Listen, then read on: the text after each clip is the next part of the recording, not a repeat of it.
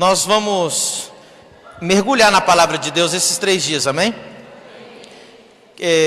Quem viu, eu coloquei o nome Imersão Exousia School. Eu tenho uma escola, como o pastor disse, nós já temos, acho que já uns 1000 alunos, entre Brasil, Portugal, Espanha, México, Estados Unidos. E eles falam, não, mas é por internet? Não, presenciais. O internet nós vamos lançar, estamos lançando agora a nossa escola. E para quem está aqui esses 3 dias, eu vou liberar algumas aulas grátis online para você acessar, para você já ter uma noção de como é. Mas na verdade é o anzol para você se inscrever pagando também. Já falo logo, porque depois você pega o gostinho, você quer mais, amém? Apesar da minha jovem idade, eu tenho já 17 anos que eu ministro, que eu prego, e dou aula de Bíblia já há mais de 9 anos, eu montei várias escolas bíblicas já, e hoje eu ensino baseado em revelação, é uma teologia mais viva, não uma teologia morta. O meu ministério se resume em 2 Coríntios capítulo 4, 1 Coríntios capítulo 2, versículo 4 em diante, quando Paulo diz assim: a minha pregação e a minha palavra não consistiram em palavras persuasivas de sabedoria humana, mas de demonstração do Espírito e de poder, para que a vossa fé não fosse fundamentada na sabedoria dos homens, mas no poder de Deus. Porém, falamos sabedoria de Deus entre os perfeitos, não sabedoria desse mundo, o qual é aniquilada, mas sabedoria de Deus revelada pelo Espírito de Deus, sabedoria e mistério que foi estabelecida por Deus desde antes da fundação do mundo para a nossa glória. Né? A versão que é essa, pastor? Versão Pedro Medina. Porque eu dei uma parafraseada aí em algumas coisas. Mas é isso. Nós cremos que a palavra tem que andar junto com o mover do Espírito. E o mover do Espírito tem que andar junto com a palavra. Abre em Gênesis 1, versículo 1.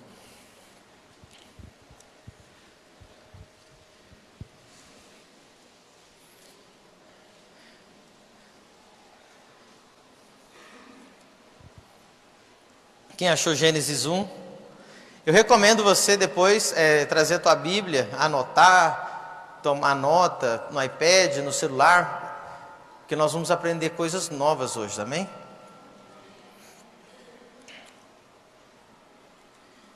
Gênesis 1, quem achou?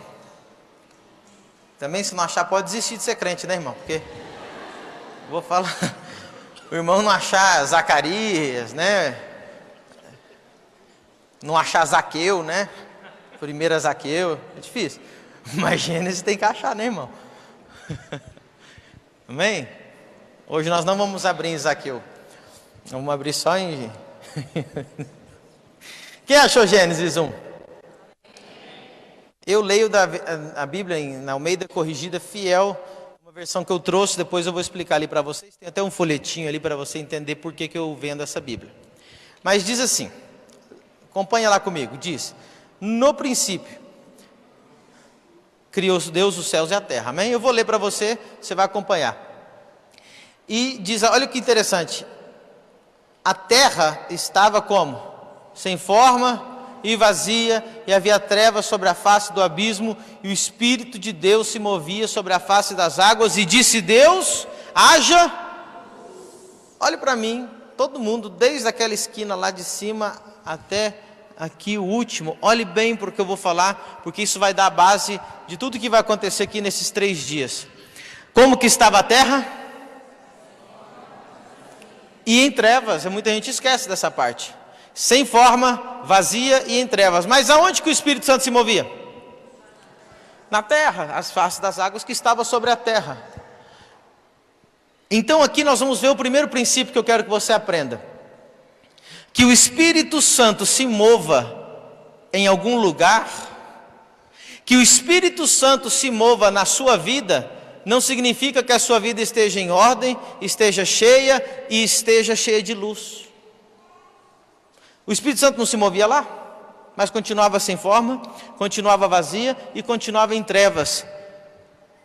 Tem muita gente que o Espírito Santo se move na vida dela, mas ainda não está cheia de vida, não está cheia de luz, não está ordenada.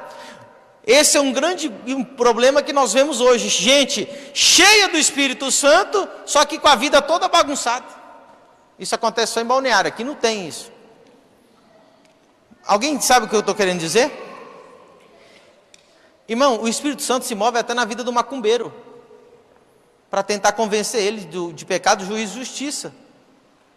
Então, que o Espírito Santo se mova na sua vida não significa que você esteja fazendo a vontade de Deus. Quem consegue compreender isso? Quando que veio ordem, vida e luz? Quando veio a palavra. Posso ouvir um amém? Quando Deus falou, haja luz, então houve luz. Quando veio a palavra e se uniu aonde estava o mover do Espírito, então veio ordem, veio vida, veio luz e se encheu. Muita gente está cheia só do mover do Espírito, mas não é suficiente. Você precisa da palavra. Quando a palavra for lançada, não palavra de homem, não palavra de teologia, palavra de Deus, então vai vir vida, vai vir ordem, vai vir... As pessoas falam assim, pastor, como que acontecem os milagres? É justamente isso. Eu ministro milagres já desde 17 anos que eu faço cruzadas de milagres. O pastor falou que eu já andei com Benihim, fui tradutor dele. E uma coisa que eu aprendi, esse princípio é aplicado quando a gente vai ministrar milagre. Veja aonde o Espírito está se movendo. Aonde o Espírito está se movendo, lance a palavra. E a palavra, quando se une com o Espírito, é a receita que acontece, a vida, a luz, o milagre. Amém? Então, eu creio que Deus está, apóstolo, trazendo hoje uma restauração, onde vai se unir palavra e Espírito, palavra e poder. Palavra e poder não são antônimos, eles têm que andar juntos, eles andam de mão dada. E é isso que nós vamos ver nesses 3 dias. Você está preparado? Você está em Gênesis 1? Amém? Continua com a tua Bíblia aberta sempre aí, que você vai ver algo profundo da palavra de Deus. Quando nós começamos a ver Gênesis 1, eu amo Gênesis 1, minha esposa ela fica até com raiva, quando eu falo assim, abre Gênesis 1, ela, ai meu Deus, só abre Gênesis 1, mas é que tem tanta riqueza aí. Eu quero que você veja algo muito profundo aqui. Do versículo 1 ao versículo 10, ainda não há vida na terra, simplesmente Deus preparou todo o ambiente para que houvesse vida na terra. Deus organizou tudo, Deus deixou tudo bonitinho, do versículo 1 ao versículo qual? Agora preste muita atenção, porque a narrativa muda no versículo 11. O versículo 11 diz assim, e disse Deus, produza a terra erva verde. Diga comigo, produza a terra erva verde. A partir do versículo 11, Deus vai começar a criar vida. A primeira vida que Deus cria é a vida, que é a erva verde, que é a vegetação. Para Deus criar a vegetação, Deus não disse haja. Muda a narrativa. Antes ele estava falando haja uma expansão, haja isso. Agora não é mais haja, agora disse Deus, produza a terra erva verde. Aqui nós vamos aprender o princípio. Diga comigo, toda vida surge a partir de uma matéria-prima. Nunca surge do nada. Amém? A matéria-prima surge do nada porque Deus criou ela do nada, mas a vida vem a partir de alguma matéria-prima. Qual a matéria-prima que Deus usou para criar a vegetação? A terra. Tanto é que hoje nós sabemos que a vegetação está feita de terra. Se você deixar uma árvore morrer lá no mato, daqui a um tempo ela vira o quê? Pó da terra. Porque veio da onde? Da terra. Ou seja, da sua origem, da onde veio, da sua matéria-prima, é isso que ela é. Ela é erva, ela é terra. Da onde veio? Da terra. Quando você continua lendo o texto, você vai lá para o versículo 20 e diz, Deus produza as águas, seres viventes. Quando Deus vai criar os animais aquáticos, tanto peixes como mamíferos, todos os animais aquáticos, Deus vai falar agora outra vez, só que em vez de falar com a terra, Ele vai falar com a água. Produz as águas abundantemente répteis, e aí fala até das aves marítimas, e o versículo 21, você vai ver as baleias. Deus cria os animais aquáticos a partir da água. E daqui a pouquinho eu vou soltar a revelação, assim, que não perca o que eu estou falando, ainda que pareça assim, nossa, o que o pastor está falando? Fica ligado, diga para mim assim, eu estou ligado, pastor. Então, olha que interessante, você sabia que o peixe é 90% feito de água? 90%. Lá na China, eles e outros países também, eles comem peixe desidratado. Um peixe desse tamanho assim, né, que pesa 10 quilos, ele fica igual um papelzinho assim, ele pesa menos de 1 quilo. Por quê? Porque tudo que ele tinha era água. Da onde veio o peixe? Está ficando claro, irmão? Então, toda vida, ela vem a partir de uma matéria-prima, e para Deus criar a vida, aqui que está começando a entrar o segredo, você tem que ficar ligado. Deus fala com o material que Ele quer usar. Diga comigo, Deus fala com o material que Ele quer usar. O que Ele queria usar para criar os peixes? Então, para criar os peixes, Ele falou com quem? E os peixes estão feitos daquele material que Deus falou, água. No versículo 24, você vai ver algo de novo. Agora Deus vai falar com a terra novamente. E disse Deus, produz a terra seres viventes, ou alma vivente. Olha que interessante, aí vai criar o gado, todos os animais terrestres que nós conhecemos hoje. Deus falou com quem? Com a terra. Nós sabemos que isso é verdade. Um cavalo, se morrer lá no mato, ficar lá largado lá, morto, o que ele vira depois? Pó da terra, porque veio da onde? Da terra, veio do pó da terra e volta para o pó da terra. É isso que nós estamos vendo aqui, mais uma vez. Agora já vou te dar um princípio aqui. E você tem que segurar isso na tua mente, porque daqui a pouco vai fazer mais sentido ainda. Toda vida precisa estar em contato com a sua matéria-prima para permanecer vivo. De novo. Toda vida precisa estar em contato com sua matéria-prima para permanecer vivo. A árvore precisa estar em contato com a terra, porque veio da terra. Os animais aquáticos precisam estar dentro da água, por quê? Porque é ali da onde veio. Os animais terrestres comem da onde? Da terra. Porque precisa estar em contato. Se eu pegar um cavalo e jogar lá no meio do mar, ele vai ficar vivo? Daqui a pouco morre afogado. Se eu pegar um peixe e jogar lá no deserto, na terra, o que vai acontecer com ele? Vai morrer, porque não é a sua origem, não é da onde ele veio. Então diga comigo, Deus fala com o material que Ele quer usar. Nós estamos no versículo 24, não é? 2 versículos para frente, 26, Deus continua a mesma narrativa, Deus continua criando, e no versículo 26, e disse Deus, façamos o homem à nossa imagem, conforme a nossa. Quando Deus quis criar o homem, Ele falou com o material que Ele queria usar, Ele falou com Ele mesmo.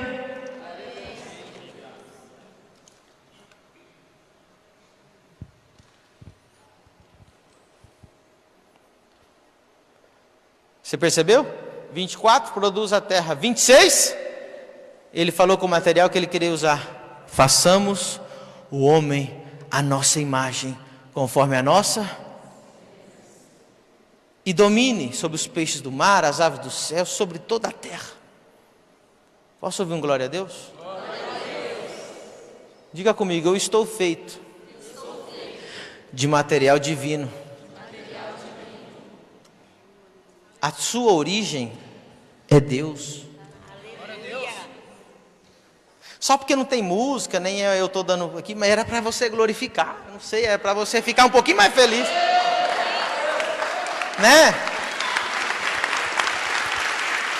Você glorifica até quando não tem Bíblia, nem te falam nada, você fica empolgado. Quando fala uma coisa dessa, você tem que ficar feliz.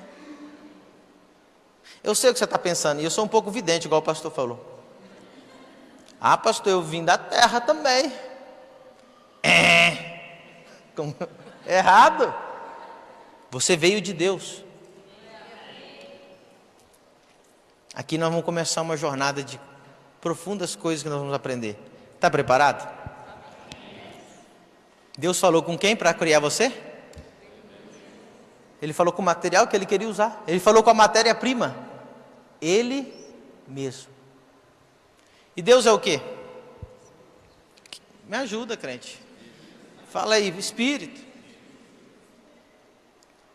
Vou provar para você que a gente ficou com dúvida. Se você abrir lá em Efésios 1, verso 4. Vai lá. Pastor, o povo, tem gente que não trouxe nem a Bíblia, nem o celular. É porque antes, o celular eu já estava assim, já aceitei, já. Não, pode ser o celular, mas nem celular. Oh, Jesus. Vamos lá, lê comigo, vamos lá, lê lá no telão. Já que você não tem Bíblia, lê no telão, para não ficar feio. 1, 2, 3. Como também nos elegeu antes da fundação, para tudo. Aonde você estava antes da fundação do mundo, crente? Aonde você estava? Ou seja, Efésios 1, verso 4, está falando de Gênesis 1, 26. Quando que você foi criado? Aonde? Quando Deus disse, façamos o homem a nossa imagem, conforme a nossa, você foi criado dentro dele.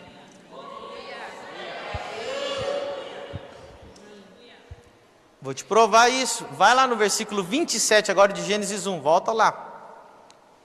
Vamos desenferrujar essa Bíblia hoje. Vai lá, Gênesis 1, 27. Olha que interessante esse versículo. E criou Deus o homem à sua imagem. A imagem de Deus o criou, homem e mulher. Versículo 28. E os abençoou e disse-lhes: frutificai, multiplicai-vos, enchei a terra, sujeitai e dominai sobre tudo. Olha para cá que você vai aprender algo muito lindo, maravilhoso hoje aqui. Versículo 27, qual é o verbo que usa aí? Deus o quê? Todo mundo diga comigo, criou. Essa palavra no hebraico é a palavra bará. Bará significa criou. Essa palavra criar é a mesma palavra que diz assim, quando Deus criou os peixes, os animais, sempre foi a partir de alguma coisa, foi a partir da matéria-prima, da terra ou da água.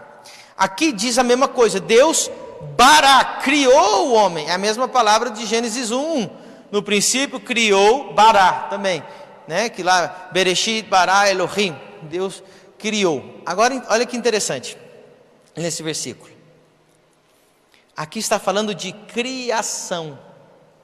Deus criou o homem à sua imagem e à sua? Agora vai comigo em Gênesis 2, verso 7.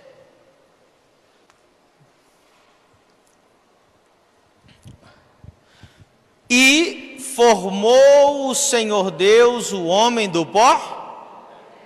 Qual é o verbo usado aqui? Olha que interessante, esse verbo é o verbo Yosef. Essa palavra no hebraico, Yosef, significa formar, moldar e modelar. E essa palavra aparece também lá em Jeremias como oleiro. Ou seja, vamos interpretar esse texto. E Deus formou o homem como um oleiro forma um molde do pó. Só que aqui não é criar, aqui é primeiro o homem foi criado e depois ele foi, diga comigo, o homem foi criado em espírito à imagem e semelhança de Deus. E depois foi formado do pó da terra. Quando Deus formou o homem do pó da terra, diz, e soprou nas suas narinas o quê? O fôlego. Diga comigo, espírito. Porque a palavra fôlego no hebraico também significa espírito. O homem foi criado primeiro em quê? Em espírito. Deus soprou o que naquele barro? O espírito. Então quando o espírito se uniu com o barro, o homem foi feito alma. O que é o homem? Diga comigo, o homem é uma alma. Para de dizer que o homem é um espírito. Eu vou explicar para vocês. Porque o texto diz aí que o homem é o quê? O homem foi feito o quê? Muitas coisas vão ficar claras para você que hora aqui. Está na cara. Olha, pastor, a cara dos crentes. Vale ouro. Eu tinha que tirar foto assim, ó. Quem está aprendendo alguma coisa já? Nem começou. Sério? Esse aqui é só para a gente... Não, é para você, para me dar uma base para onde eu vou chegar. Nós vamos chegar na revelação ainda. Isso aqui é para você, só para você entender. Então o homem é o que? Diga comigo, o homem é alma vivente. Isso aqui é muito interessante. Você precisa entender isso aqui. O homem é uma alma, está lá, ó. O que acontece? Uma coisa que desbaratou um pouco a doutrina bíblica dos últimos tempos. Nós estudamos em alguns livros não preciso falar nome de quem foi, mas todo mundo aprendeu que o homem é um espírito, que possui um corpo, que possui uma alma, mas não é assim. A Bíblia diz: o homem foi feito alma, ele é uma alma, é a alma do homem que é a personalidade do homem, mas ele possui espírito e possui corpo físico. Quando Deus criou o homem primeiro, criou o espírito, depois criou o homem, formou o homem do pó da terra, e aí ele se tornou uma alma vivente, com corpo e com espírito. Isso aqui é extremamente importante para você entender. Ainda que te assuste dizer isso, diga comigo: o homem é uma alma com dois corpos, corpo físico e corpo espiritual. Ah, pastor, você tem que me provar. Então você vai em 1 Coríntios e você vai ver 10, 44, você vai ver que existe corpo físico e espiritual. Vai lá rapidinho. Vamos ver se vocês conseguem achar aí no 10.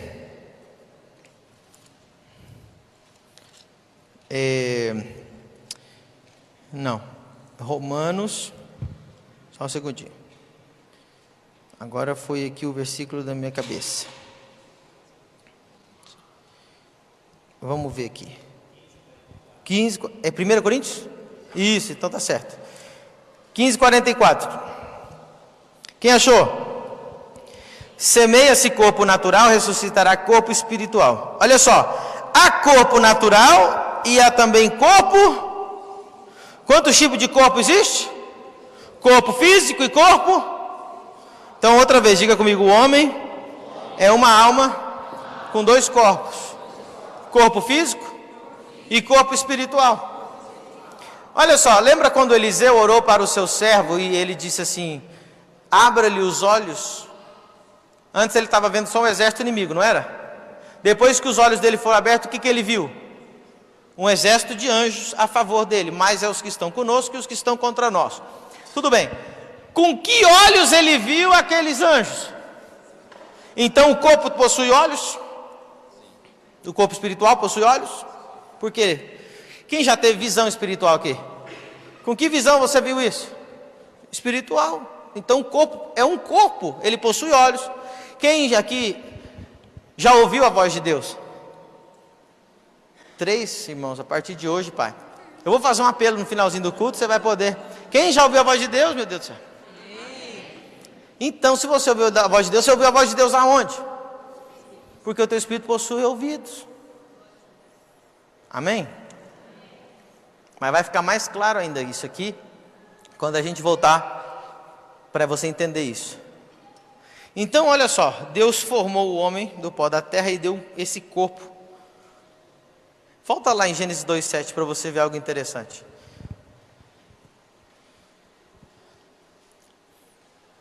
E formou o Senhor Deus o homem do pó. Ok, aqui é formou. Lembra quando disse que criou no versículo 27 do capítulo 1? E criou Deus o homem à sua imagem conforme a sua? Outra vez, a sua imagem é sua? Então diga comigo, o homem foi criado à imagem e semelhança, mas não foi formado à imagem e semelhança. Diz que foi formado à imagem e semelhança? Diz que foi formado da onde? Mas diz que foi imagem e semelhança? Você pegou não? Quem já pegou? Diga comigo, o homem foi criado em espírito à imagem e semelhança de Deus. Aí o homem foi formado da onde? Eu tenho uma notícia aqui. Não assusta não. Tranca as portas, ninguém pode sair. Vai ter que aguentar até o final. O seu corpo, isso que você vê no espelho, não é imagem e semelhança de Deus. Estraguei a vida de alguns, porque um falava assim, eu sou feio, mas sou imagem e semelhança de Deus. Mas não é mais, nem imagem e semelhança. Você já viu? Né? Você é feinho, mas é imagem e semelhança de Deus. Ainda que você esteja relutando para dizer, quero que você diga isso comigo, eu vou te provar daqui a pouquinho melhor ainda. Diga comigo, o que eu vejo no espelho não é imagem e semelhança de Deus. Porque o que foi criado a imagem e semelhança de Deus em mim era o meu corpo. Se o meu corpo não é imagem e semelhança de Deus, é imagem e semelhança do quê? Diga comigo, o meu corpo é imagem e semelhança da sua origem. Qual que é? Quantos por cento da terra é água? 70. Quantos por cento do corpo humano é água? Você acha ferro na terra? Acha zinco na terra? Você acha ferro e zinco no corpo? Você acha que o teu corpo está feito de quê? De pó da terra. Ele é imagem e semelhança da terra. Ele reflete exatamente a terra. Para o teu corpo físico ficar vivo, ele precisa comer da onde? Você está começando a entender? Quem está gostando e quer mais? Que daqui a pouco nós vamos ver o poder de Deus manifestado aqui. O teu corpo é imagem e semelhança da terra, porque veio da onde? E o que é imagem e semelhança de Deus no homem? Porque veio da onde? Vou te mostrar isso aqui. Você está preparado? Gênesis 5.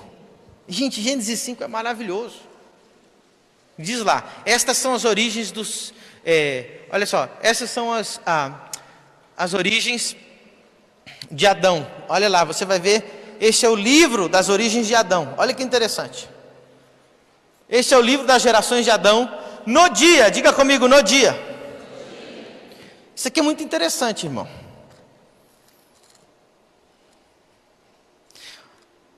Tudo que eu te ensinei até agora, Gênesis 5 vai confirmar. No dia em que Deus, está escrito, formou ou criou aí? Então, no dia que Deus criou o homem, a semelhança de Deus o fez. Não no dia que Deus formou, mas no dia que Deus, aí era imagem.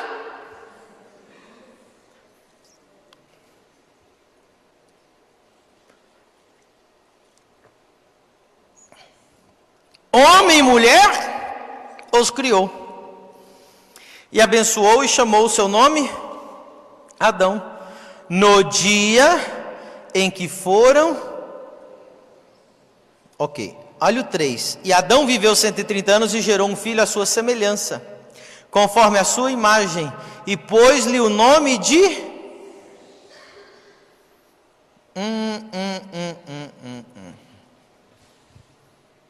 Agora você vai precisar do dobro da tua atenção, senão você não vai pegar isso aqui. Adão viveu 130 anos e gerou um filho conforme o quê? E conforme a sua? O que aconteceu antes de Sete nascer?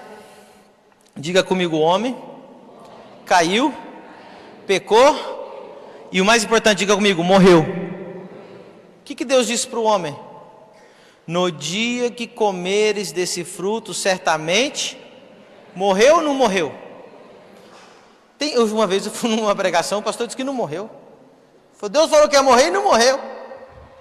Como que não morreu? Não, só morreu lá na frente. Então Deus, eu não sei que Deus é esse. Se Deus não disse que ia morrer no dia, disse no dia que comer, certamente, então ele morreu. Mas aonde que ele morreu? O corpo espiritual de Adão. E agora ele vai ter um filho. Como é que é o nome desse filho aí? Sete já não era mais imagem e semelhança de Deus. Está escrito aí. Sete era imagem e semelhança de quem? Por quê? Porque Adão não podia mais gerar pessoas à imagem e semelhança de Deus, porque ele tinha morrido espiritualmente. Então, a partir de Sete, os homens, de Adão morto e Sete. E outra, o que Sete foi criado à imagem e semelhança de Adão? Olha só que interessante. Ele foi feito à semelhança de Adão também em pecado, corrupto. Então preste atenção. Quando você sai para evangelizar alguém, você não está evangelizando alguém que é imagem e semelhança de Deus. Porque se ela fosse imagem e semelhança de Deus, não faria falta você evangelizar ela. Nós evangelizamos as pessoas justamente porque elas não são imagem e semelhança de Deus. Justamente para elas nascerem de novo no Espírito e se tornarem novamente imagem e semelhança de Deus. Aonde? Jesus disse, se não nascer da água e do... Aleluia. Diga comigo, agora vai ficar bom. Até agora não foi assim, né? Pelas suas caras vocês não gostaram. Agora você vai gostar. Gênesis 3. Eu estou indo rápido aqui porque senão nós vamos sair tarde daqui. Eu gosto de ser pontual. O apóstolo me disse até meia-noite, então eu não vou passar.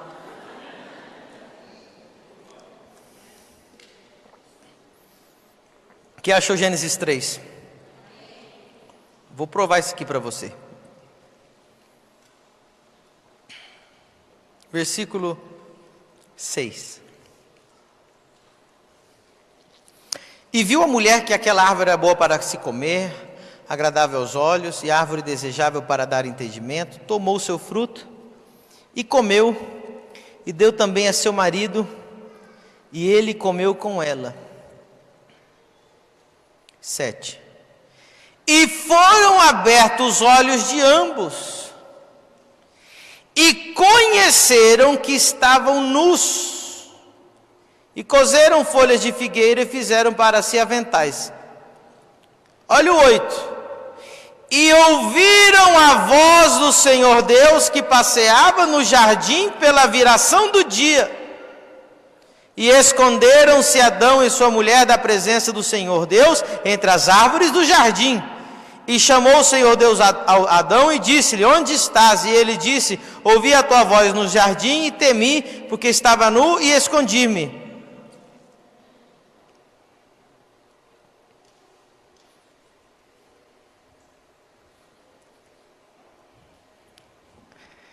Olha que forte o que você vai escutar aqui.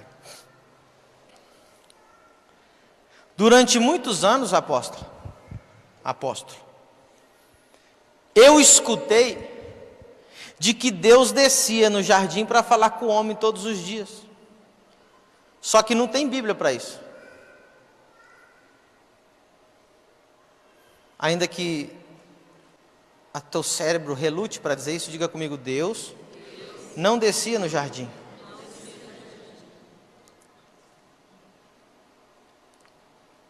Eu vou ver essas caras. Amanhã eu vou falar disso, amém? Ou agora? Deus não descia no jardim. Me pergunte por quê? Ninguém perguntou até agora. Quer saber? Porque Deus é o quê? E o homem também tinha o quê? Como que Deus falava com o homem? Deus não falava com o homem só no atardecer. O homem e Deus tinham uma conexão às 24 horas do dia no Espírito.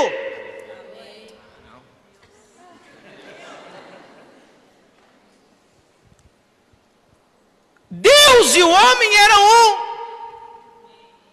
O homem estava feito na mesma matéria-prima de Deus. Por que Deus desceu na viração do dia? Só aconteceu essa vez e porque eles pecaram. Vou te explicar por quê. O homem tem quantos corpos? Físico e... Qual é o que nós usamos para relacionar com Deus? Quando o homem comeu do fruto, o que aconteceu com ele? Então Deus não conseguia mais falar com o homem. O homem espiritual já não respondia, porque estava morto. Onde está Adão? Que o meu espírito já não conecta com ele, já não ouço ele, e ele não me ouve, e o meu espírito se desligou do dele. Qual corpo sobrava para Adão? O físico. Por isso que Adão se escondeu, porque foi a primeira vez que ele ouviu Deus falar no ouvido físico, e ele temeu. Porque era o único ouvido que sobrou para Deus falar.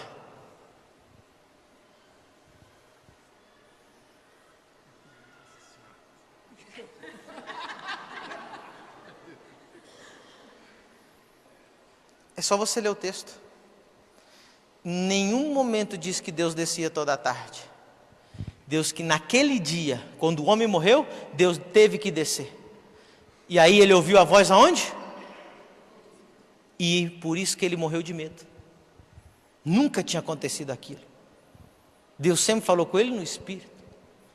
Aquilo foi assustador para Adão. Aí ele teve que se esconder.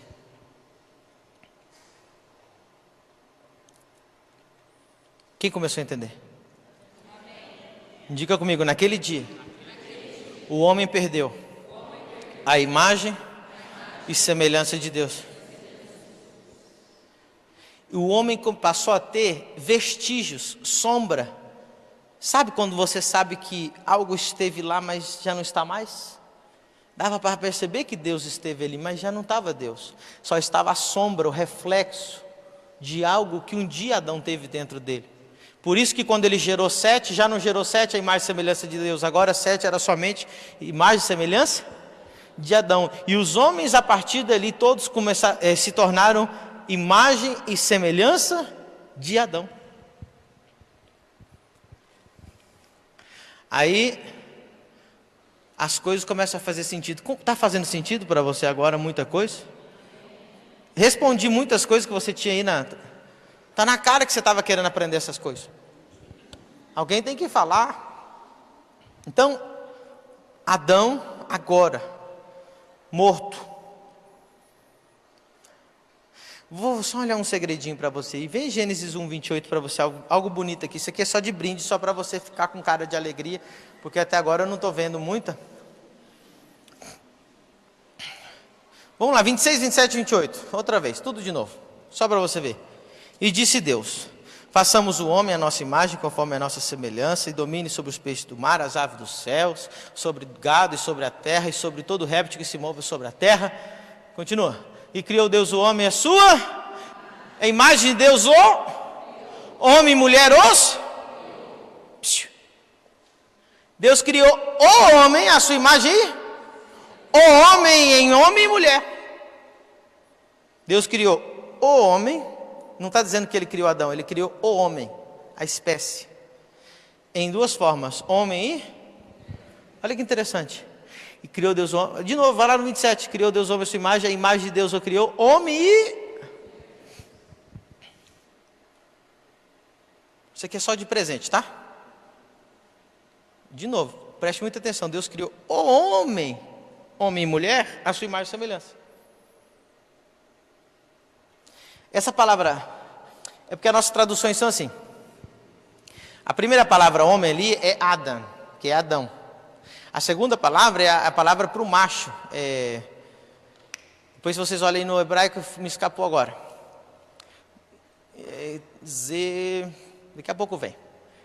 Então, ali diz assim, o original seria assim, Deus criou Adão, a espécie, homem, a sua imagem e semelhança. Aí diz assim, macho e fêmea. Homem e mulher. Diga comigo, a imagem de Deus não é o homem sozinho. Diga comigo, a imagem de Deus é homem e mulher juntos. É você que vê dois, Deus só vê um.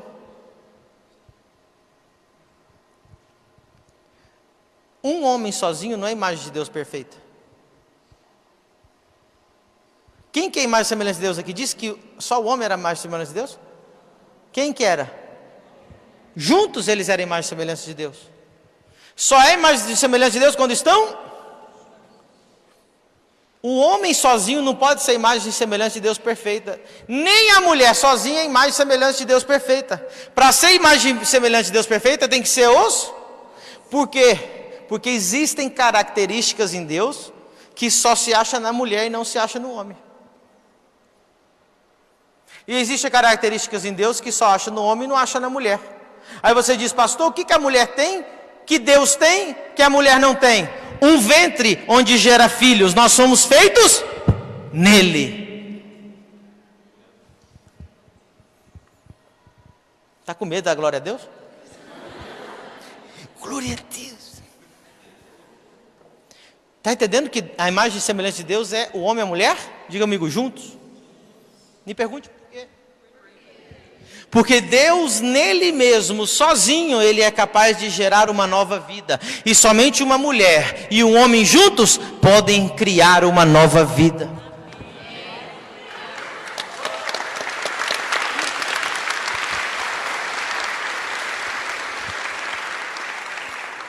Por isso que o diabo, o que ele luta? Mais que qualquer outra coisa na face da terra, contra a imagem de semelhança de Deus.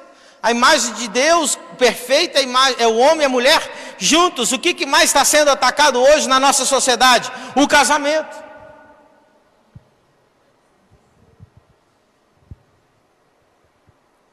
Justamente por isso.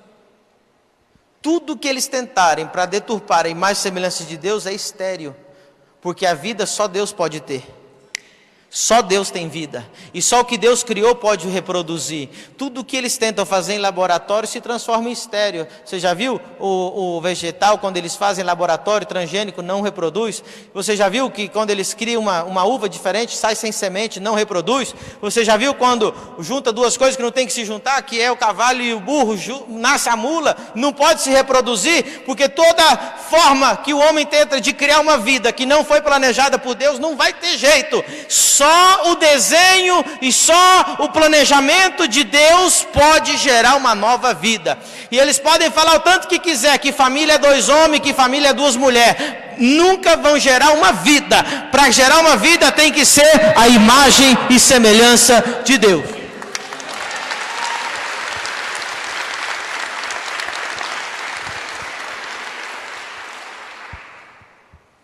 Então, é lindo você entender que o corpo espiritual do homem morreu e ele se tornou somente imagem e semelhança, um vestígio, uma sombra da imagem e semelhança de Deus, e só permaneceu mesmo a imagem e semelhança da terra. E a terra foi amaldiçoada por causa do homem, nós já sabemos isso. Só que eu só vou começar a pregar agora, você pode aguentar? Ok.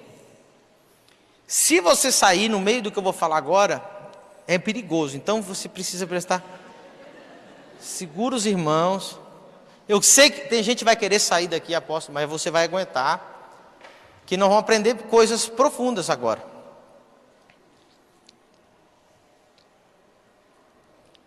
Você sabia que Jesus é chamado de Adão também? Não. Jesus é chamado de?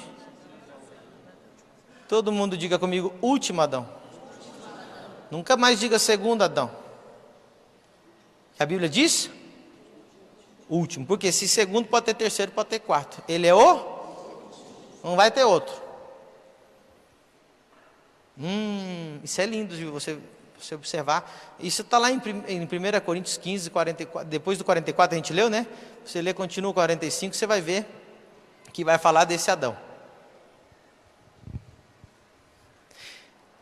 A Bíblia diz que por um homem entrou o pecado. Todos os homens, a partir de Adão, são imagem e semelhança de Adão. Diga comigo, todo Adão vai gerar filhos, a sua imagem e semelhança. Você está preparado? Não está, mas eu vou te fazer do mesmo jeito. João, eu não ia falar disso, mas como eu vi que vocês estão gostando, estão dizendo amém, aleluia, então eu vou falar. Eu não ia falar porque isso aqui já é para crente um pouquinho mais maduro. João, meu Deus.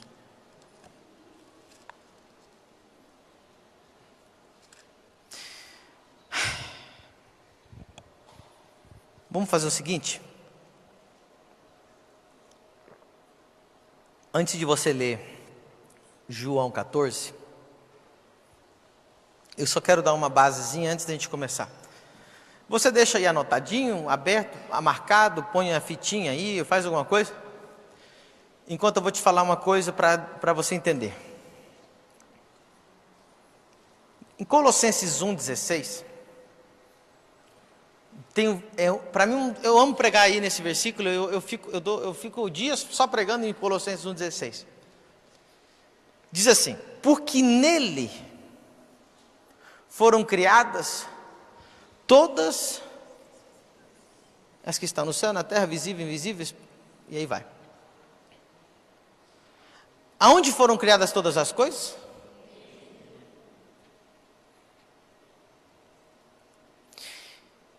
Muitas linguagens da Bíblia, apóstolo, Deus precisa falar de um jeito que o nosso cérebro, minúsculo comparado a Deus, para poder entender, amém? E às vezes não é nem Deus que faz isso, às vezes é o professor da escola dominical. Por exemplo, quando eu era criança, eu cheguei na escola dominical e tinha um desenho, um cartaz, lembra da cartolina? Fazia na cartolina? Quem já fez escola dominical? Bom Batista já fez. Aí, uma vez eu cheguei na escola dominical e tinha duas nuvens, uma janela no meio das duas nuvens, e um homem de barba, né, naquela janela, e a professora disse: aqui está Deus, lá no céu. Uma figura para uma criança ter uma noção de que Deus está. Só que não existe lugar nenhum na Bíblia que diz que Deus está lá no céu. Pai nosso que está está em plural.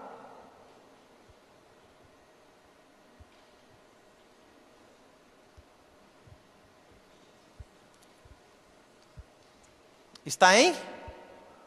Ele não está no céu, ele está nos. Muita atenção no que eu vou te falar aqui.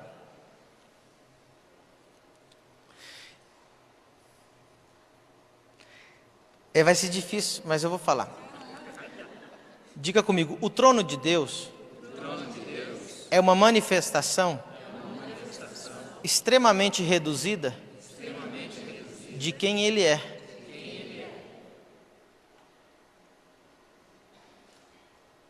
O mínimo da revelação de Deus é o trono dele, porque não é quem Ele é nem aonde Ele está.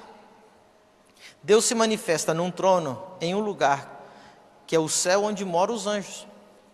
Aí Deus lá se manifesta num trono, mas não é quem Ele é, nem é o máximo da revelação dele, nem da glória dele. Outro dia eu vou falar disso, mas presta atenção. Só para você ter uma essência, depois a gente vai entrar em João 14 para você entender. O que eu estou querendo dizer? Todas as coisas foram feitas aonde? O que estava na tua cabeça antes do pastor Medina chegar aqui? Vou te explicar, a maioria. Se você pegar e viajar pela velocidade da luz dentro do universo, vai chegar num lugar chamado céu. Ruas de ouro, aquela coisa toda. E lá naquele lugarzinho chamado céu, existe um outro lugarzinho chamado trono, onde Deus está sentadinho dentro daquele céu tão grande, dentro do universo tão grande. Só que se você interpretar Colossenses 1,16, que talvez amanhã eu fale dele, que o que eu estou falando nem é o que eu vou falar do que eu estou falando, isso aqui é só uma base. Você vai entender o que existia antes do universo. Só existia uma coisa. O que existia? Deus. O que existia? Além de Deus havia outra coisa? Fora de Deus existia outra coisa? Só existia? Por isso que tudo que foi criado só pôde ter sido criado dentro dele. O universo hoje expande mais tão rápido como a luz. Você sabe que a luz viaja, até esqueci já, não sei quantos mil quilômetros por hora. Esqueci. O universo se expande cada segundo a velocidade da luz. E não tem limite. Diga comigo, a Terra é um pontinho dentro do universo. Diga comigo, o universo é um pontinho dentro de Deus.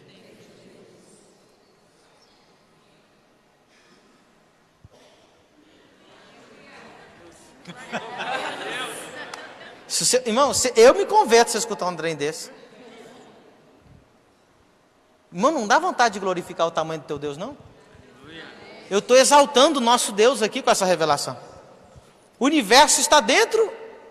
Tudo que foi criado não pode ter que ser criado fora dele, porque ele era tudo. Então tudo que foi criado. Só que esse nele não é o Deus Pai. Depois a gente vai falar. Agora eu vou falar de outra coisa. Deu para pegar uma noçãozinha do tamanho dele? E o universo continua expandindo. E tudo está nele.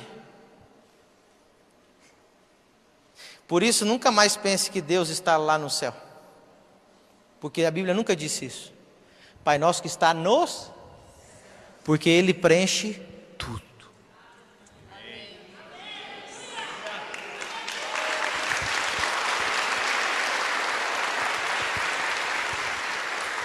Pastor, mas a Bíblia diz que Ele tem um trono, que Ele está sentado, que tem querubins. Tudo isso é uma manifestação de Deus, mas não é a plenitude dEle. Para quê? Porque Ele precisa se manifestar assim para os anjos.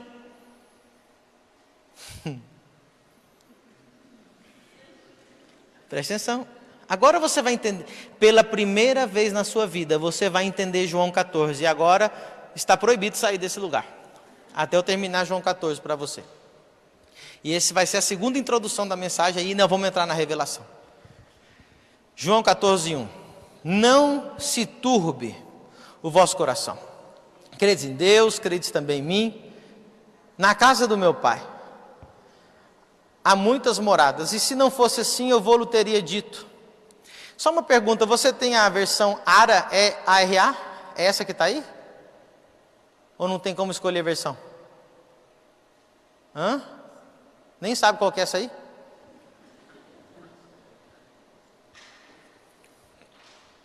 Na casa do meu Pai há muitas... Se não fosse assim, eu vou-lhe teria. Vou preparar-vos. 3. E se eu for e vos preparar lugar, virei outra vez. Não é nem aí onde a palavra que eu estou. E se eu for vos preparar lugar, virei outra. E vos tomarei para mim.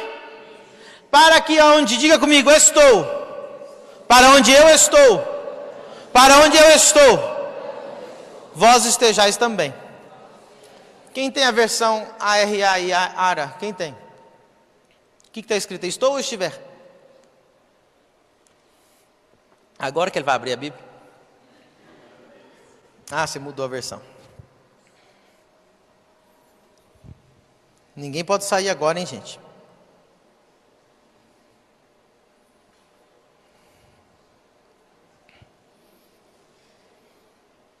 Achou? Estou ou estiver? Tem alguém que tem estou aí? Todo mundo diga estou. Se a tua Bíblia estiver escrito estiver, eu vou te autorizar a apagar e escrever estou. Porque essa palavrinha é a mais importante e mudou tudo. Não é estiver. Diga comigo, esse texto não tem nada a ver com arrebatamento. Só 4 irmãos falaram, o resto é tudo rebelde, pastor. Diga comigo, esse texto não tem nada a ver com arrebatamento. Diga comigo, aonde eu estou. Vou te provar que é assim, por quê? Porque Jesus já usava essa linguagem. Vou te mostrar, vai lá em João 3,13. João 3,13.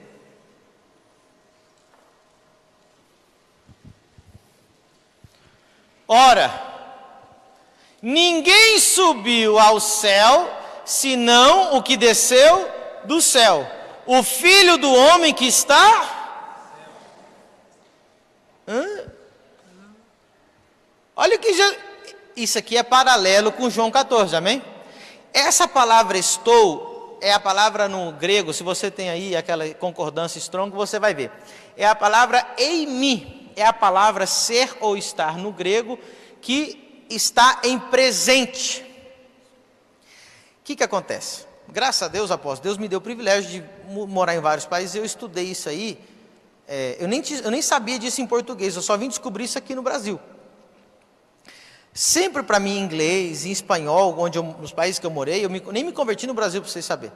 Para mim sempre foi estou. Eu fiquei horrorizado quando eu cheguei no Brasil e vi a palavra estiver. Se você ler qualquer Bíblia em espanhol, está escrito estou. Qualquer livro em inglês, I am. Qualquer livro, Bíblia em francês, você vai ver je suis. Né? Je suis é o verbo to be, I am, estou. Ser, preste atenção. Em 3,13, Jesus está dizendo que Jesus estava, aonde ele estava ali? No céu. Mas ele não estava presente na terra? Mas ao mesmo tempo ele estava onde? Então Jesus disse para os discípulos: não se turbe o vosso coração. Por que Jesus está dizendo não se turbe o vosso coração? O que iria turbar eles? Diga comigo, a morte. Então João 14, Jesus está falando de morrer.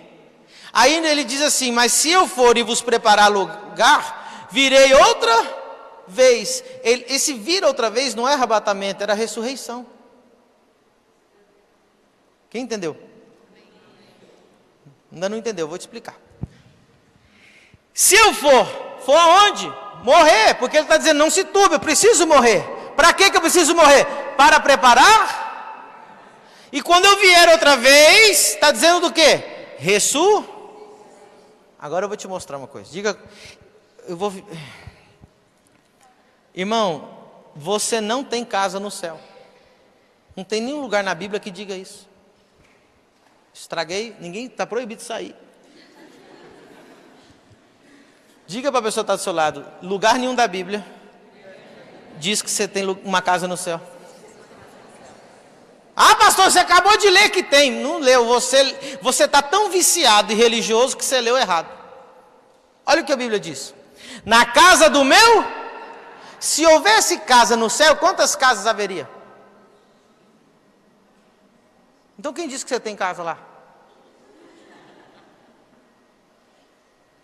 Se houvesse casas, haveria quantas? Na casa do meu? Há muitas. Deixa eu explicar para vocês. O apóstolo ele viajou para Israel, então ele vai poder me corrigir se eu estou errado.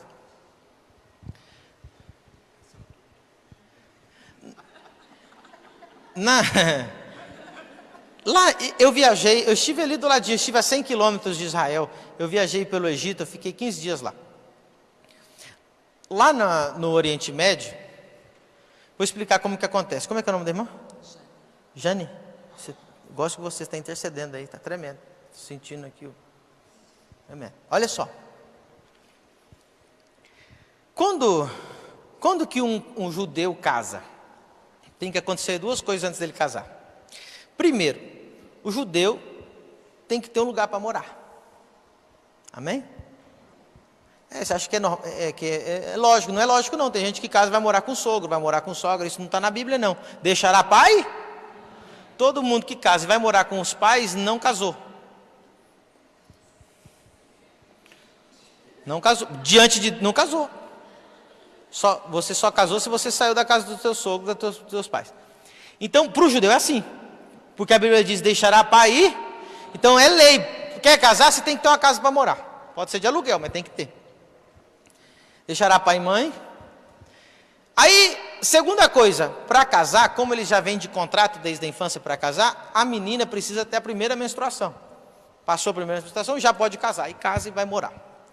Aí presta atenção, o pai, homem da casa, né? O pai, quando ele constrói a casa dele, ele constrói um muro. Diga comigo, um muro. Quando ele constrói esse muro, a parte de dentro desse muro está à frente da casa e não às costas da casa. Lá no Oriente Médio é assim. Você vai viajar pelas ruas do Oriente Médio, seja Israel, seja Egito, seja qualquer país lá, as frentes da casa dão medo. Só que depois que você entra lá dentro, é coisa maravilhosa. Por quê? Porque na verdade o que é a frente da casa para nós, que dá para a rua, para eles é o fundo, é as costas. A frente da casa dá para o pátio. Quem já viu casa com pátio no meio? Ou até tem hotéis que constroem ao redor assim, no meio sempre tem o quê? Um chafariz, uma piscina, alguma coisa. Naquele tempo era assim, ele construía a casa, construía um muro e no meio normalmente tinha um poço, tinha alguma coisa. Quando o pai de família tinha o primeiro filho começava a crescer, o que eles faziam? Eles construíam no muro da direita uma morada para o filho primogênito, à direita. Quando o segundo filho crescia, eles construíam no muro da esquerda uma morada para o segundo filho.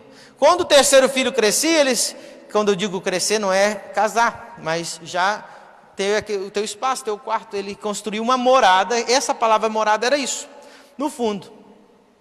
O quarto filho crescia, ele construiu uma morada em cima, e assim ia, igual como se fosse um prédio. O que acontecia naquele tempo? Quando eles viam uma grande casa, com muitas moradas, aquele era o orgulho do pai. Então todo mundo dizia, nossa, esse aí é um grande pai que tem muitos, porque a casa dele tem muitas. Jesus estava usando uma figura, uma alegoria do tempo para poder trazer uma mensagem para os discípulos. Então Jesus está dizendo, na casa do meu pai há muitas, mas tem um problema, estão vazias. Por que estão vazias as moradas do pai? Porque o pai só tem um, o nome dele é, de tal maneira amou Deus ao mundo que deu seu filho. Então Jesus está dizendo, na casa do meu pai, provavelmente, apóstolo, eles tinham passado por alguma casa naquele dia e tinham comentado, nossa, olha que casa grande, esse aí é um grande pai de família, deve ter muitos filhos, porque o orgulho do judeu é ter filho, sim ou não? E Jesus disse, nossa, na casa do meu pai há muitas moradas, mas o pai só tem? O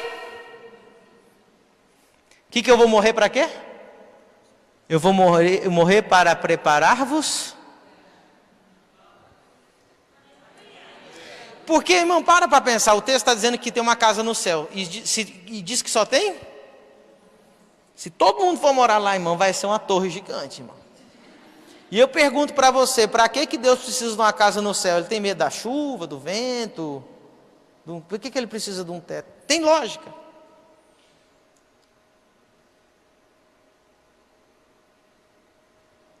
Vamos aprender Bíblia esses 3 dias, amém? Então olha só. Aí como que eu sei que é isso que a Bíblia está dizendo? Os tradutores da Bíblia que colocaram estiver, eles colocaram? Por que eles colocaram estiver? Porque na cabeça dele está falando arrebatamento. Então ele vai traduzir aquilo baseado na doutrina dele. Ele usou a doutrina dele para modificar a Bíblia, em vez da Bíblia modificar a doutrina dele. Aí o tradutor colocou estiver. Por quê? Tem que falar do arrebatamento. Então, como é uma coisa futura, mas Jesus disse não.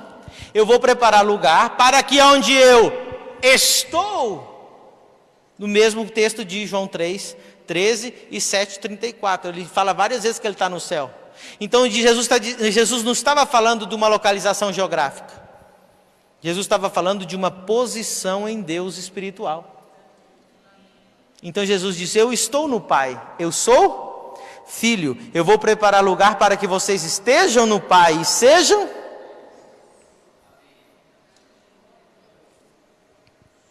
onde eu estou. Eu vou levar vocês a estar onde eu estou. Aí ele diz, quando eu vier vos tomarei para mim. Uau, daqui a pouquinho você vai ver o que significa isso. Agora preste muita atenção no que eu vou te falar. Jesus morre. Para que ele morreu? Para preparar? Porque Deus só tinha um, mas Deus quer ter muitos? Filhos, muitos. Deus não quer ter muitos? Filhos. O que Jesus morreu para quê? Para preparar lugar para muitos. Porque até o momento que Jesus viveu na terra, Deus não tinha mais filhos. Eu vou dizer uma coisa para você, Moisés, por mais que ele teve glória de Deus, ele nunca foi filho. Elias, por mais que ele viu fogo cair do céu, ele nunca foi. Deus nunca chamou ninguém de filho no Velho Testamento, só chamou de servo. E como muito amigo. Quando Jesus chama os discípulos, no comecinho da caminhada, Jesus chama eles de discípulos. Quando Jesus vai enviar eles, lá em Mateus 10 ou Lucas 9, quando já vai enviar eles para curar os enfermos e pregar o evangelho das ovelhas perdidas de Israel, muda o título deles de discípulo para apóstolos. Agora é apóstolo.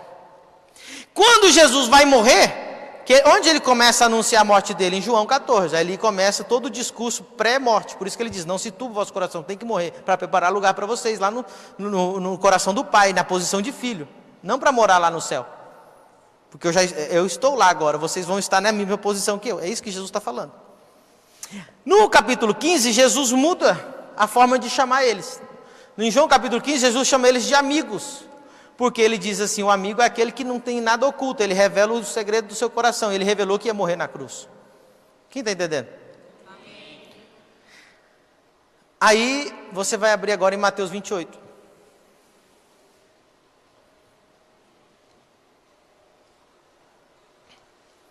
Verso 8.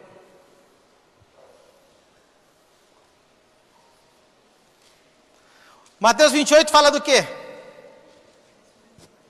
Diga comigo, ressurreição. Mateus 28 fala da ressurreição. Jesus disse, eu vou preparar lugar. Agora Jesus disse, quando eu vier outra vez. Quando que ele voltou outra vez? Na ressurreição. E saindo elas pressuradamente do sepulcro, com temor e grande alegria, correram a anunciá-lo aos seus. Verso 9. E indo elas a dar as novas aos seus discípulos, eis que Jesus lhes sai ao encontro, dizendo, eu vos saúdo. E elas chegando abraçaram seus pés e o adoraram. O 10 eu vou ler, quando você vê a revelação você dá glória, se não vê fica quieto. Então Jesus disse-lhes, não temais, ide dizer a meus irmãos.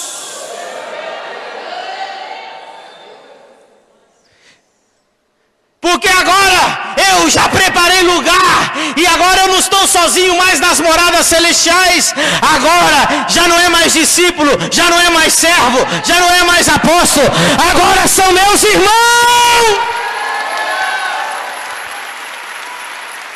Diga meus irmãos.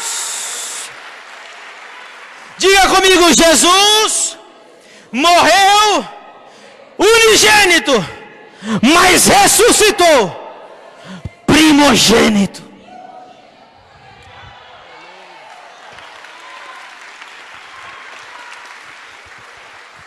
Romanos 8, 29.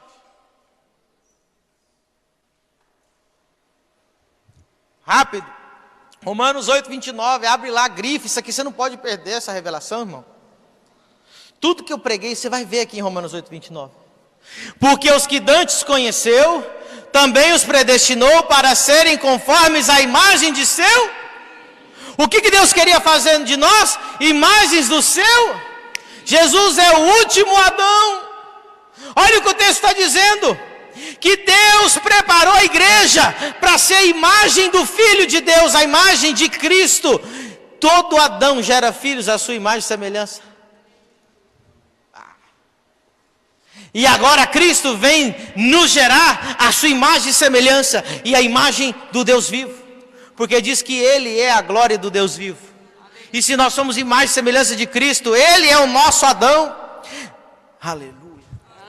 Eu empolgo, não sei.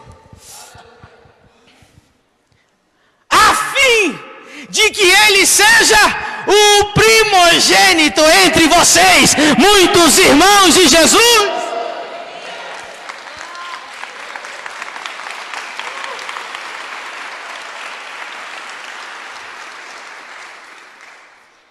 Nós vamos ler um versículo agora. que vai resumir tudo que eu comecei a pregar desde que eu comecei aqui, há meia hora atrás. Para mim só passou meia hora, não sei que se passou uma hora. Gente, quando você lê isso aqui, é lindo. Efésios 1, Efésios 2, verso 6. Vai lá. Bem rápido. Quem achou Efésios?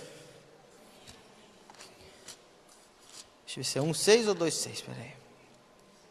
2,6. 2,6.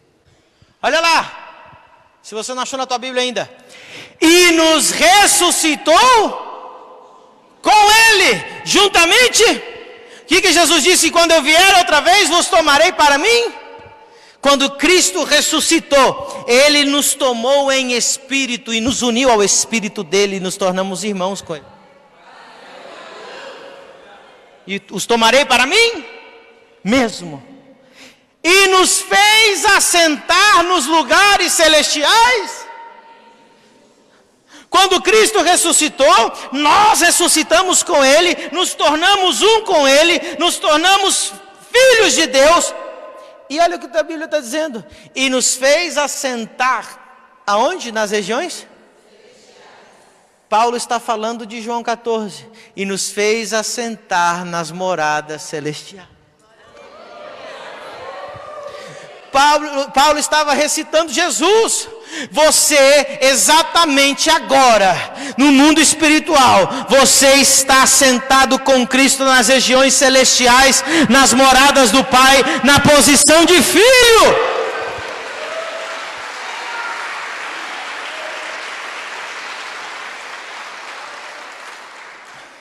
Porque aí está dizendo, nos fez assentar, já estamos sentados. Diga comigo, eu estou sentado. Agora sentado, aqui, agora que vai começar a revelação de tudo, porque eu trouxe você até aqui para isso. Toda essa parte, tudo que eu ensinei até agora, para explicar o que eu vou explicar agora. Se me permitir, ou se quiser a gente começa amanhã de novo ou não? Dá tempo aí, mais uns minutinhos? Hoje muda o horário de verão? Não fala isso para pregador, pastor. Não fala isso para mim. A pressa que eu dei até para chegar aqui, eu pulei a metade das coisas para falar. Vou voltar tudo para trás de novo, as coisas que eu pulei.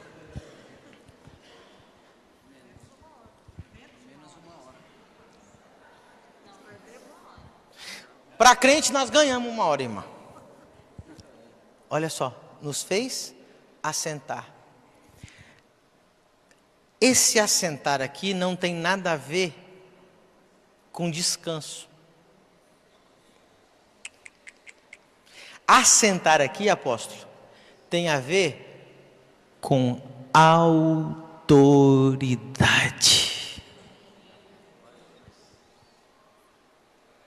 Você lembra quando Samuel foi à casa de Davi, à casa de Jessé? Quem lembra dessa história? Lembra?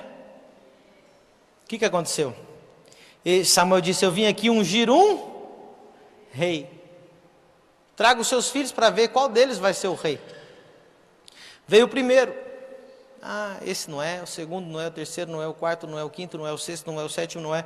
Ele disse, você não tem outro filho por aí? Ele disse, eu tenho um que está lá no campo, lá com as ovelhas, mas aquele lá com certeza não é. Olha o que Samuel disse. Ninguém se senta na mesa até que ele venha. Me pergunte por quê. Você já viu quando existe uma cerimônia real, o rei sempre chega no final, e quando ele chega todo mundo fica? E ninguém pode sentar até que ele não se sente? Samuel estava dizendo, ninguém se senta na mesa, porque aquele que vem lá do campo junto com as ovelhas é o rei de vocês. Então assentar tem a ver com autoridade. Então Paulo está dizendo, ele nos fez assentar, ele nos deu autoridade, ele nos colocou na posição de filho, ele nos fez primogênitos. Ele é o primogênito primogênito nosso. Esse negócio de primogenitura é maravilhoso. Sim ou não? Você lembra da... Vou falar. Vou ter que falar. Por que tem esse negócio de primogênito? Por que tinha esse negócio de briga de primogênito? Quem já viu esse negócio daquela confusão toda que teve Esaú e Jacó? Porque é o seguinte, o primogênito, ele recebia praticamente a metade da herança do pai, e o resto da herança era dividido entre um monte de filhos, imagina. Então todo mundo queria ser o quê? Para ter a maior parte da herança. Lembra quando Elias perguntou para Eliseu, o que queres que eu te faça? Quem lembra? Quem sabe o que significa isso? Quando ele disse assim, eu quero a porção...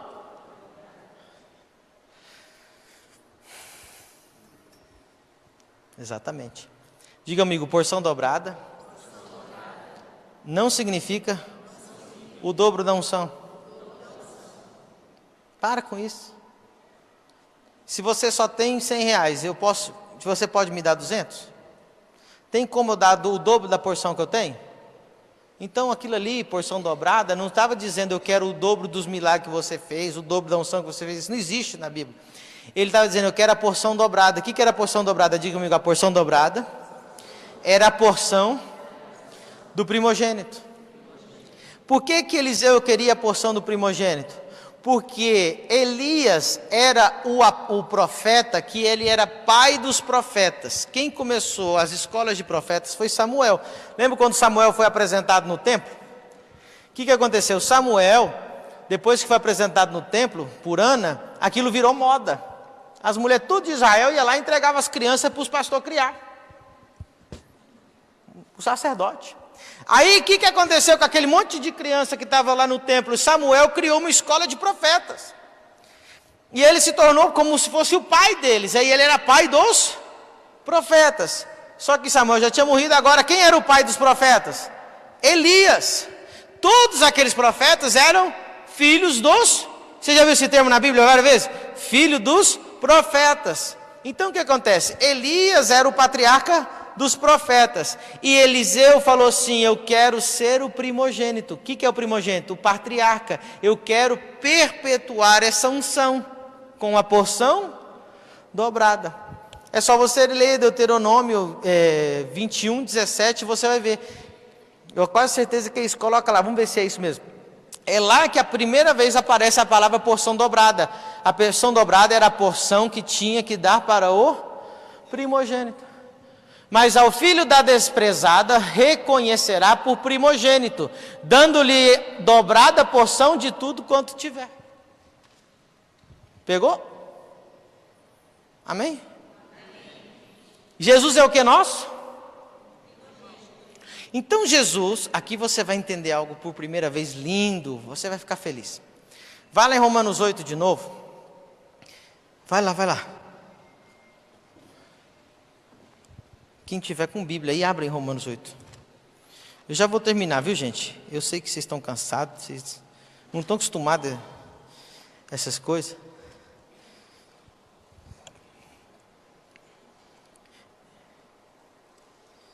Versículo 15. Porque não recebestes o espírito de escravidão, para outra vez estardes em temor, mas recebeste o espírito da adoção de filhos, pelo qual clamamos, Abba Pai. O próprio Espírito testifica com o nosso Espírito que somos filhos. Olha o 17. Se nós somos filhos, somos logo herdeiros também. Verdadeiramente herdeiros e co-herdeiros.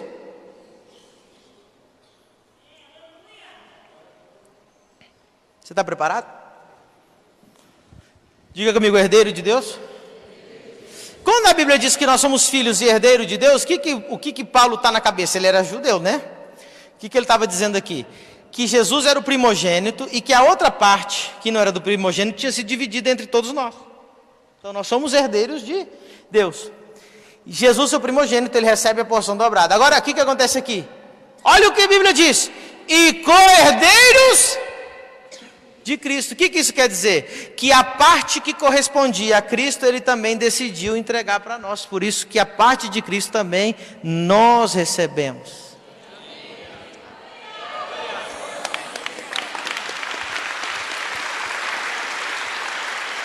Amém? Então nós herdamos a nossa parte de filho, mas Jesus decidiu entregar a parte dele também para a igreja. Você só não acredita nisso porque você ainda acha que você é noiva. Mas a Bíblia não diz que a gente é noiva. Então a tradução que está ruim. Nunca mais se diga que você é noiva. Você é esposa. Ah, pastor, mas a Bíblia diz noiva. Só na tua tradução. Se você ler no original, é esposa. É a mesma palavra para esposa. Não tem tempo para falar isso, mas eu só vou te dar 2 detalhes aqui para você saber. Quando que você pegou o nome dele? Quando você era namorada? Não, quando eu casei com ele. O que Jesus deu para nós? O seu? Enquanto você acha que é noiva, você não vai nunca ter autoridade para usar o nome dele. Pergunta: a igreja tem intimidade com Cristo? Pastora, quando que você pode ter intimidade com o marido? Quando eu caso com ele. A igreja não está vivendo na plenitude da glória de Deus, porque ela ainda acha que é noiva. Por isso que ela não pode usar o nome, nem pode usufruir da intimidade. Mas o dia que você entender que nós já somos um com Cristo, o que a Bíblia diz? Que o homem é a cabeça da? Cristo é a cabeça de quem? Se ainda fosse noiva, Jesus não ia ser cabeça da igreja ainda. E ele é cabeça da igreja? Então eles estão casados? Somos um com Cristo, sim ou não? Usamos o nome de Cristo, sim ou não? Temos intimidade com Cristo? Ainda não. Então diga comigo: somos esposa de Cristo.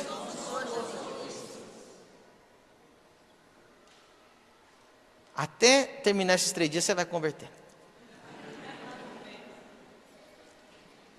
Depois não vamos falar mais disso. Que agora eu vou para a casa do apóstolo, ele vai me pegar lá. Como assim, Medina? Eu falei ontem que a gente era noiva. A gente cantou aqui que é noiva. Então não... Quem está feliz hoje? Toda verdadeira doutrina que é pregada da parte de Deus, ela te dá mais poder. Toda doutrina que não vem de Deus, ela te tira poder. E o que eu vim te falar aqui não te deu mais poder, não te deu mais autoridade, não te deu mais vontade de viver para a glória de Deus? Ficou claro, né? Nós estamos sentados com Cristo agora. Pela primeira vez, como é que é seu nome? Luciana. Hã? Luciana. Pela primeira vez, eu vou ter que terminar, porque os irmãos estão cansados aqui. Mas João 14. Pela primeira vez na tua vida você vai entender João 14 e 12. Porque até hoje não tinha sentido, mas agora vai ter. João 14 e 12, todo mundo conhece. Todo mundo já leu. Talvez você não saiba a referência, mas você vai lembrar que eu começar a recitar para você. O que diz assim? Aquele que crê em mim fará as obras que eu, e farão obras ainda. Por quê? João 14 não começa: não se turbe o vosso coração, credes em Deus, credes também de mim, na casa do meu pai há muitas moradas. O que Jesus disse? Vou preparar-vos para onde eu estou, vocês estejam. Aí o versículo 12 continua falando da mesma coisa. E Jesus está dizendo: eu vou para o Pai. Aí ele diz assim: e vocês farão obras ainda maiores que essas. Por quê? Porque eu vou para o... Aí o que o crente entendia? Eu entendia antes. Eu entendi assim: Jesus fala assim: vocês vão fazer obras maiores porque eu vou embora. Você não vai fazer obra maior porque ele vai embora. Jesus estava dizendo: vocês farão obras maiores depois que eu vos tomar para mim mesmo e vos colocar sentados comigo em regiões celestiais. Então vocês farão obras maiores, porque eu vou para o... Então diga comigo: aquele que crê em mim fará as obras que eu faço, e fará obras maiores, porque eu vou para o Pai preparar moradas, para que onde eu estou, vocês estejam também. E quando estiverem comigo, nas regiões celestiais, na posição de filho, farão obras maiores. Se você crê, dê um aplauso a Jesus. Amém?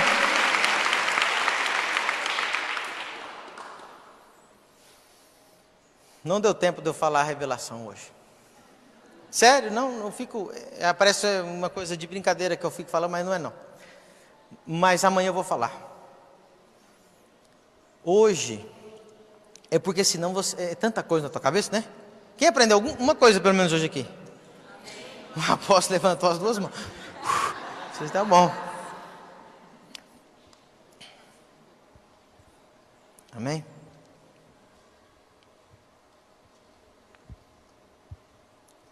Eu estou sentindo o Espírito Santo aqui. Porque quando vem a palavra, onde o Espírito se move, então vem ordem, vem luz, se enche, vem vida. E no meio das minhas aulas, Deus começa a operar milagres. Porque não vim trazer palavra de sabedoria humana. Lembra que eu falei no comecinho? Que Paulo disse, a minha palavra e minha pregação não consistiram em palavras persuasivas de sabedoria humana, mas de demonstração do Espírito de poder, para que a vossa fé não fosse fundamentada na sabedoria dos homens, mas no poder de Deus. Hoje Cristo foi exaltado. Hoje a igreja foi exaltada. Hoje a palavra de Deus foi lançada. Ela não pode voltar vazia. E Deus está me mostrando que pessoas vão ser curadas agora.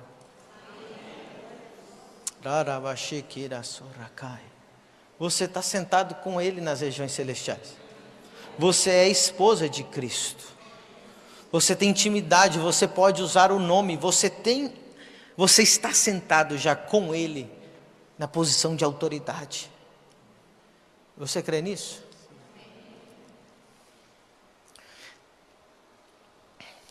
Enquanto eu estou falando isso aqui, Deus está me mostrando uma pessoa que está entre nós, que precisa de uma cura nos seus ossos. É como se fosse uma osteoporose, uma coisa assim. Mas Deus vai curar. Sente dores, braço, ombro, tudo isso. Mas nós vamos ver esse milagre no nome de Jesus. Quem que é? Faz um sinal com a mão. Mais de uma pessoa. Vem aqui. Você que precisa ser curado dos ossos. Pastor, meu problema são nos ossos. Você vai ser curado agora, instantaneamente, na autoridade. Não do noivo, do esposo. Porque eu estou sentado com ele. Vem aqui na frente essas pessoas que precisam da cura nos ossos, que levantaram as mãos.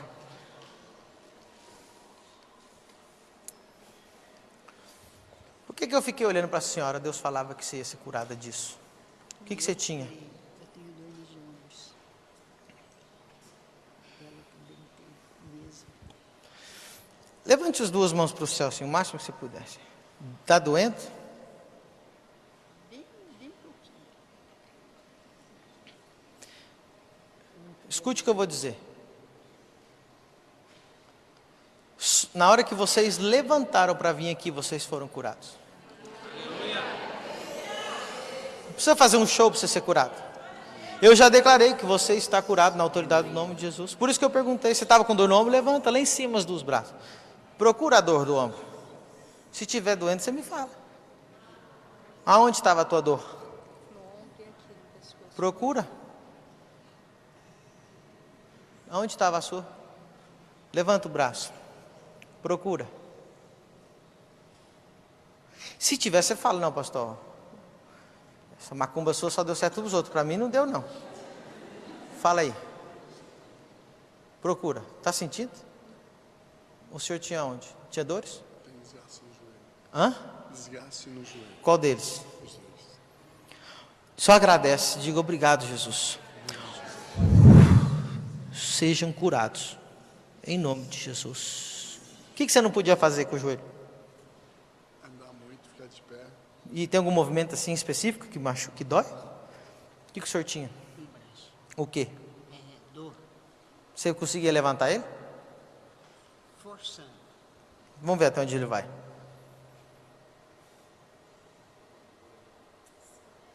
Tá doendo? Ó, presta atenção, aquele, levanta aquele lá. Aquele. Ok. Vocês creem que vai ficar igualzinho isso aqui? Baixa esse braço e todo mundo diga obrigado, Jesus. Seja curado em nome de Jesus. 1, na autoridade do nome de Jesus. 2, 3. Levanta igualzinho, os dois agora.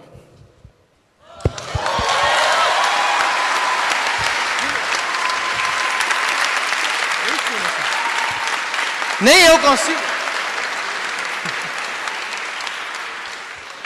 Vai lá, começa a virar esse braço aí. O que você tinha? Fibromialgia e hoje estava nos dedos. Isso aí é no músculo, né? É muscular. Mas você já veio pegar a benção aí também.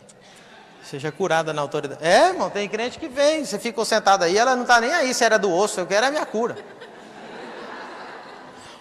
Seja curada em nome de Jesus. Agradece a Deus. O que você tinha? Eu tenho uma dor no joelho, na coluna e nesse ombro aqui. Amém. Vamos declarar. Todos agradeçam a Deus. Obrigado, Jesus. Seja curado. O que você tinha? Problema no joelho. Você conseguia ajoelhar? Não. Deus acabou de falar. Manda ela ajoelhar. Deus falou para ela assim: manda ela ajoelhar, porque eu já curei ela.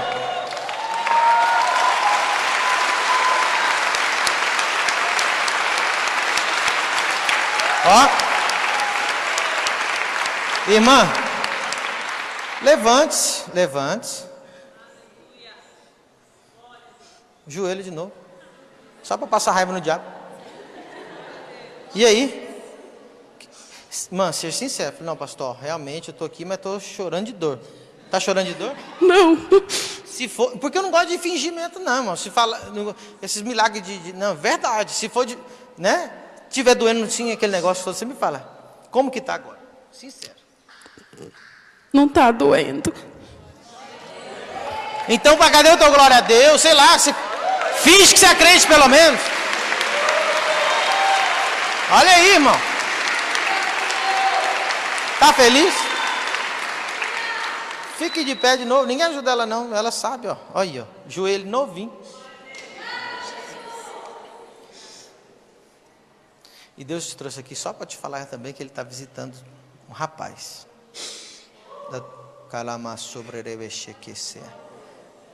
E que você já entregou há muitos anos na mão do Senhor. E que Deus está permitindo ele passar por tudo, mas ele vai vir para a presença de Deus. O que você tinha? Você conseguia levantar os ombros lá em cima? Deixa eu ver como é que vai. Tenta o máximo que você puder, vamos ver. Não vai mais? Então baixa. Todo mundo diga obrigado, Jesus. Ombros são ordens, submetam-se. Seja curado. Diga obrigado. Obrigado, Jesus. Mas diga lá no fundo do coração, obrigado, Jesus. Aí sabe o que você vai fazer? Você vai aplaudir em cima da tua cabeça agora.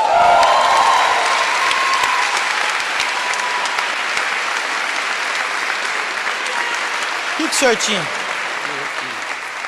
Obrigado. Seja curado em nome de Jesus. Amém? Mexe aí. A senhora tinha o quê? Já orei com o senhor? Levanta lá em cima, vamos ver. Tá bem já, né? Amém? Amanhã vai ter mais? Tem uma pessoa com Deus, um tumor que está sumindo aí onde você está sentado. Em nome de Jesus. Esse tumor seca agora. Amém? Eu não quero cansar muito você, quero que você venha amanhã com fome, amém? Então volte lá. Dê um aplauso enquanto eles voltam para o lugar deles.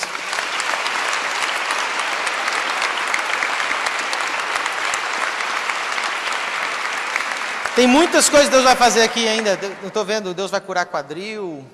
Tem muitos milagres que Deus vai fazer. Amém? Cadê o Roque? Roque, traz uma Bíblia e um livro meu, fazendo favor. Eu vou apresentar para vocês algo que eu trouxe.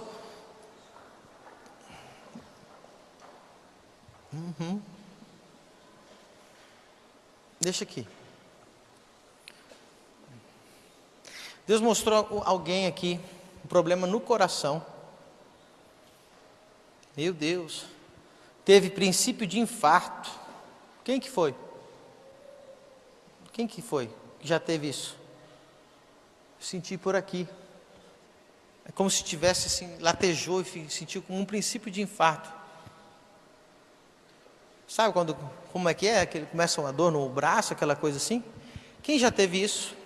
E Deus me mostrava que ia curar esse coração antes da gente ir embora daqui. Faz um sinalzinho com a sua mão, se é você. Se você sabe de quem eu estou falando.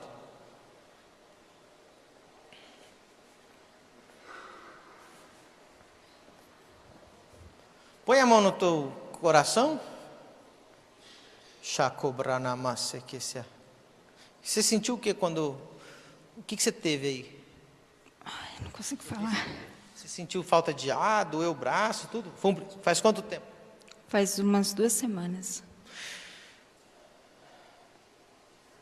Recente. Por que Deus está falando isso para mim? O diabo ia te matar. Você estava passando perigo de vida. Você sentiu formigar teu corpo esses dias, não sentiu? Você falou para mim? Ou acabei de falar? Você sentiu moleza, fraqueza, todos esses dias. Deus está te livrando da morte agora. Seja curado em nome de Jesus. Por isso que Deus não deixou eu terminar o culto. Falou antes que ela podia morrer hoje, mas ela foi curada no nome de Jesus. Coração novo, artérias novas, válvulas novas, na autoridade do nome de Jesus. Amém? Você fez exame? Pode fazer o eletro de novo, tudo de novo, você vai ver que está tudo novo aí. Amém? 4 casais, pastor. Antes de eu ir embora, Deus vai ir confirmando entre hoje até o último dia. Pessoas que não podiam ter filhos vão ter. Ok. Irmãos,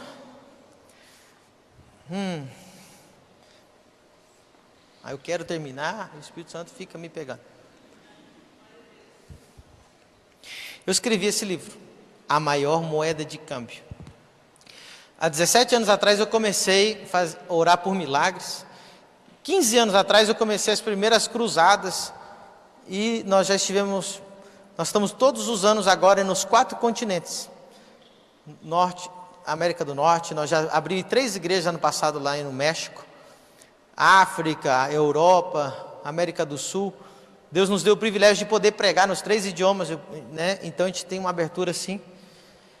E em breve, Deus quiser, Deus vai nos levar para a Ásia também. E nessas caminhadas minhas, a gente já viu cego, surdo, mudo, paralítico, morto, tudo ser curado. Se você não acredita, você pode ir lá no meu YouTube, que tem um vídeo acontecendo. Você vê o cego enxergando na tua frente. Acontece lá no meio do vídeo. Você vai lá e assiste, né? Porque teve um grupinho aí, pastor, que ficou assim, achando que isso aqui não aconteceu. Então, vai lá. Mas quem acreditou e quem tem fé aqui, quem é crente aqui, dá um glória aí. Por que Jesus não disse que nós faríamos obras ainda maiores? Porque Deus não age na sua vida, não significa que Ele não age na minha. Que você não tem revelação, não significa que eu não tenho. Que você seja só noivo, não significa que eu seja esposa. Eu sou esposa, eu tenho o nome dele, eu uso o nome dele. Tudo que eu escrevi, tudo que eu sei sobre fé, eu coloquei nesse livro. Eu vou só contar um testemunho rapidinho. Eu fui pregar em Porto Rico, lá no Caribe. Alguém já ouviu falar dessa ilha? E eu fui me hospedar num apartamento hotel e fui passar pela recepção e dei meu nome. Eu estava de boné, de roupa de esporte, assim, né? Estava bem. E já tem cara de menino, aquele dia nem tinha barba, só para você ter noção. Então, nem imaginei que as pessoas iam me reconhecer. Uma mulher olhou para mim assim e falou assim: você é o pastor Pedro Medina? Eu falei: sou. Aí, Eu falei, por quê? Ela falou, aí ela começou a chorar. Eu achei estranho, como que uma mulher numa recepção de um hotel vai ficar chorando? Ela disse, pastor, há 1 ano atrás eu fui diagnosticada com metástase de câncer. E fui mandada embora para casa para morrer, porque quando já não tinha mais nada que fazer. E as minhas filhas, que estavam estudando fora, largaram os estudos, perderam os estudos, vieram para casa. E ela falou, pastor, do dia para a noite, eu perdi o emprego por causa da minha depressão, por causa que eu estava esperando a morte, com câncer em casa, sem dinheiro, sem trabalho, sem esperança. Eu falei, e ela chorando, contando isso para mim. Eu falei, mas e daí? Ela falou, pastor, um dia veio uma amiga, me bateu na porta e me trouxe o seu livro, A Maior Moeda de Câmbio, em espanhol, La Mayor Moneda de Câmbio. Ela disse, pastor, eu fui crente a vida inteira. A vida inteira eu achei que eu tinha fé, mas as palavras do seu livro me abriram o entendimento para entender como que a fé funciona, porque ter fé é uma coisa, saber como que ela funciona é outra, como ela opera. E ela disse, pastor, para o final do livro, eu comecei a praticar aquilo que eu aprendi no livro, e quando eu voltei no médico, não tinha mais nem vestígio daquele câncer. E ela chorava ali, e eu comecei a chorar também ali, ficamos tudo chorando ali na recepção. Eu tenho recebido e-mails de gente de países que eu nunca nem pisei, dizendo que a vida delas foram impactadas por esse livro. Hoje eu estou aqui presente, trazendo o livro para você. Você vai poder adquirir ali por R$35. Você, olha só, o subtítulo diz aqui, você está a um passo de fé de sua nova temporada. Deus vai trazer uma nova temporada para essa igreja, amém? Você está a um passo de fé de começar uma nova história na sua vida. Vocês perceberam o tanto que uma versão da Bíblia é importante você ter uma tradução boa da Bíblia? Quem percebeu isso hoje? Eu trouxe aqui a versão Almeida Corrigida Fiel. Nós temos um folheto dele ali na mesa. Eu dei um folheto para o apóstolo. Essa Bíblia, rapidamente para a gente se despedir de hoje, voltar amanhã, é a única Bíblia em português, que está baseada no texto receptus, ou texto recebido. Você diz, pastor, o que é os textos recebidos? São os manuscritos que nós temos, tanto em hebraico como grego, os originais que foram usados para a tradução. Todas as outras Bíblias, todas em português, todas, estão baseadas nos textos dinâmicos, que são as primeiras traduções da Bíblia para o latim, que está registrada pelo Vaticano. Qual é o problema disso? Que as Bíblias que nós temos das outras sociedades bíblicas, como elas estão baseadas no texto que a Igreja Católica já tinha traduzido, essa tradução não foi uma tradução palavra por palavra, ela foi uma tradução dinâmica, ou seja, ela já foi interpretando ao mesmo tempo que ela ia escrevendo. Quem consegue entender?